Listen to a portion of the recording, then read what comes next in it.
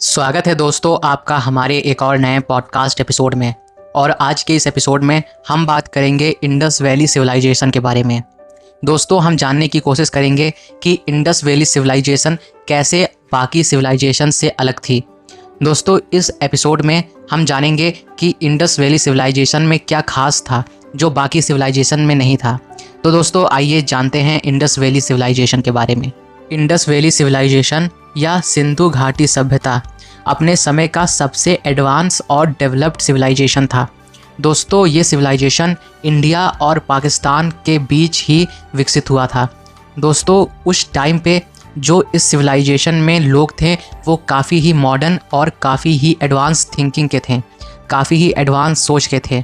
उन्होंने दोस्तों ऐसी ऐसी चीज़ें उस समय पर बनाई या जागरूक की जो उस समय पर सोचना भी मुश्किल था। दोस्तों इसी वजह से इंडस वैली सिविलाइजेशन को सबसे महत्वपूर्ण सिविलाइजेशन माना जाता है और सबसे मॉडर्न सिविलाइजेशन भी। अब बात करते हैं दोस्तों सबसे इम्पॉर्टेंट अर्बन प्लानिंग के बारे में, यानी शहरी योजना। दोस्तों इंडस वैली सिविलाइजेशन में जो सबसे एडवांस चीज़ें मिली थी उनमें में से एक सबसे महत्वपूर्ण था उनका शहरी योजना यानी अर्बन प्लानिंग। जो टेक्निक्स हम आज यूज़ करते हैं किसी भी सिटी या किसी भी टाउन को डेवलप करने के लिए, बनाने के लिए, उस टाइम पर दोस्तों उन लोगों ने वो टेक्निक वहाँ पर एग्जीक्यूट की थी, उसे बनाया था।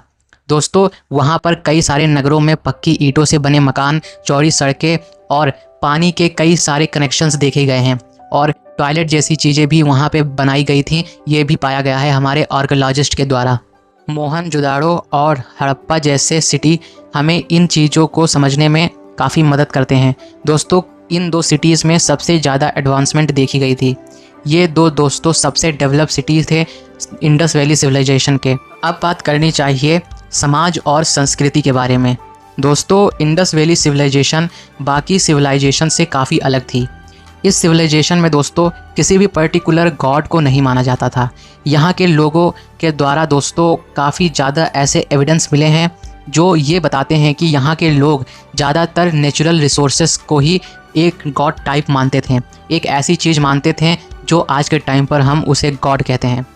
उस टाइम पर दोस्तों वहाँ के लोग इन्हीं रिसोर्सेस को, जो नेचुरल रिसोर्सेस हैं, उन्हीं को अपना भगवान मानते थे और उन्हीं को पूजा करते थे। जैसे कि दोस्तों पहाड़ हो गए, रिवर्स हो गए और ट्रीज़ हो गए और ऐसे कई सारे फूड्स हो गए।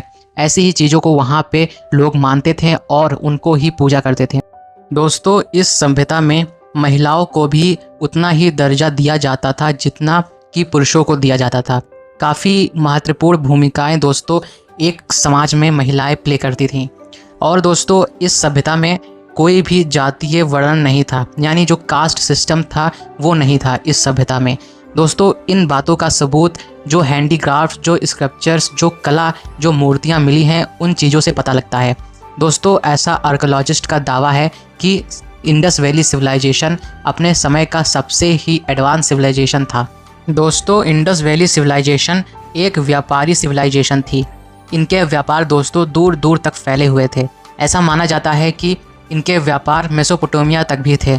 तो आप सोच सकते हैं कि इनके जो व्यापार, जो ट्रेड हैं वो कितने फैले हुए थे। दोस्तों इसी वजह से इंडस वैली सिविलाइजेशन इतना डेवलप हो पाया था। ऐसा माना जाता है दोस्तों आर्कियोलॉजिस्ट के द्वारा कि काफ़ी चीज़ें पूरी दुनिया में यही बनाते थे जिनका ओरिजिन यहीं से हुआ था। दोस्तों जो इंडस वैली सिविलाइजेशन का राइटिंग सिस्टम है वो अभी तक पूरी तरीके से नहीं समझा गया है, क्योंकि ऐसे चीज़ें इन स्क्रिप्चर्स में, इन मोनूमेंट्स में मिली हैं कि उन्हें पूरी तरीके से नहीं समझ पाया गया है। काफ़ी अलग सी चीज़ें, काफ़ी अलग से स्क्रिप्चर्स मिले हैं जिन्हें अभी भी साइंटिस्ट समझने की कोशिश कर रहे हैं।